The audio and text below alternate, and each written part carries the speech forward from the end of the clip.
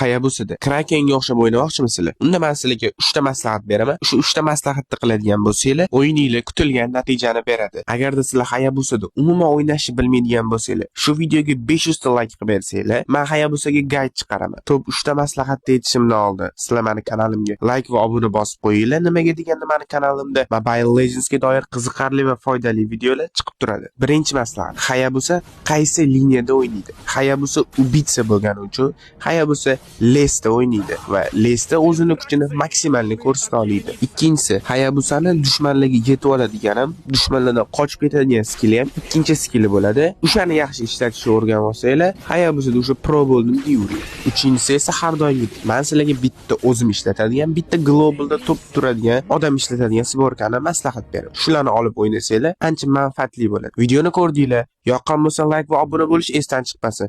Keyingi videolarda ko'rishguncha, aytgancha 500 ta like qilib bersanglar, Hayabusaga guide bo'ladi.